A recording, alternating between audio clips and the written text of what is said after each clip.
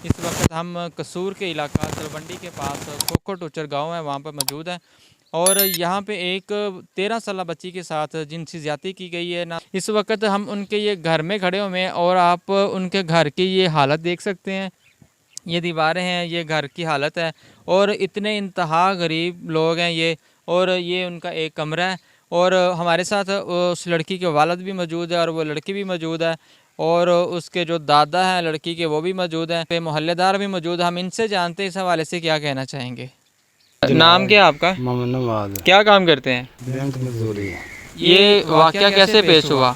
वाकया जी दोपहर 19 तरीक दोपहर 1 बजे, ठीक है। मोहम्मद बूटा वल्द अल्लाह दिता वो जनाब इत्थे घरे साढ़े आया।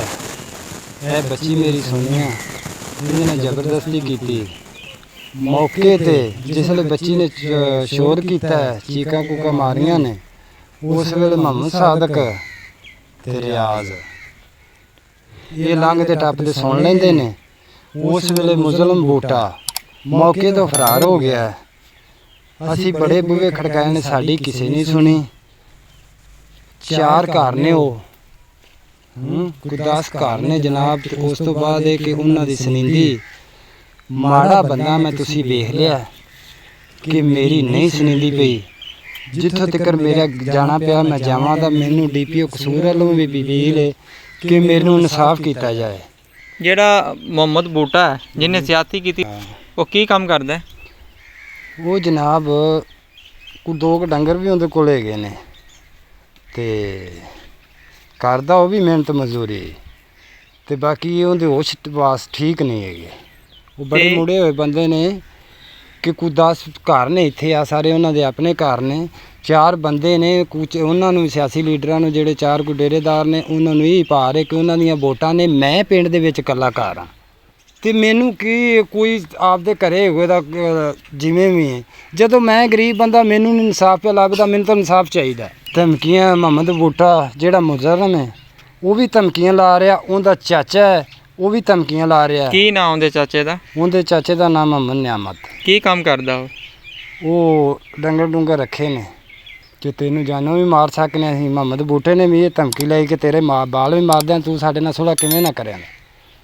आ मेरे वेख लवो घर दे हालात कि मैं तो किसी नूं फोका पानी पियावन जोगा नहीं दा। आपदी मेहनत मजदूरी ने खरिया आपदा ढिड किवें भरना। हमारे साथ ये बच्ची मौजूद है, हम इनसे जानते हैं बच्ची से ये क्या बताना चाहेगी। मैं घर कल्ली सा, मेरे माँ प्यो गया काम तो मैं कल्ली सा। मेरी माँ मेरी भैन नूं 20 रुपया दे बचा दिता, मैंने अंदर लै गया सी, गलत काम किया सी। जी, जैसा कि आपने बच्ची की बात सुनी, कितनी अफसोसनाक बात है कि हमारे साथ इस बच्ची के जो दादा हैं वो भी मौजूद। हम इनसे जानते क्या कहना चाहेंगे। उसे जी साढ़ा एहदे उत्ते जास्ती होर केड़ी होनी।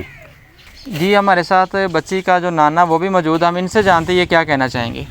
हाँ जनाब, मेरी इधरों मैं लगा हुआ हाँ, पहले रौला सुनिया बच्ची का तो साढ़े आवन तो अगे वो भज गया। फिर असी मगर भी लगे, वो साढ़े निकल गया, उन्हें सानू कोई डाह नहीं दी तो बच्ची ने उन्हें जास्ती की। बच्ची उसले रोंदी पिटदी पई। पुलिस ने तुहाडे नाल की तावन कीता है? पुलिस ने जी कोई काम नहीं किया। पुलिस साढ़े नाल कोई काम नहीं किया है। इत्थे बच्ची नूं पुछ भछ के गैचा ने ना कोई गल ना बात।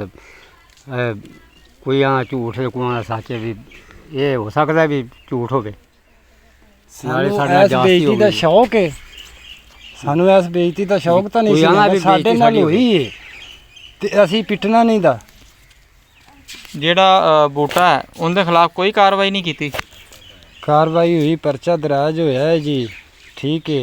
वो जमानत ते आ, वो इत्थे पिंड दे विच फिर रिहा, नवां पिस्तौल 30 बोट टंगी फिरदा है। बाज़ारां दे विच बाल स्कूले आप छड्डण जांदा है, सब्जियां आप लिआंदा है। वो वे मुरजम आ ते फिर असीं खुला हो के फिरे।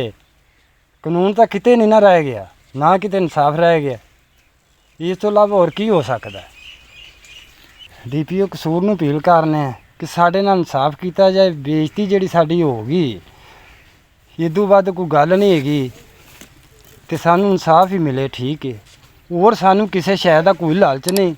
मैं भावें माड़ा बंदा, कोई किसी शै दा मैनूं कोई लालच नहीं।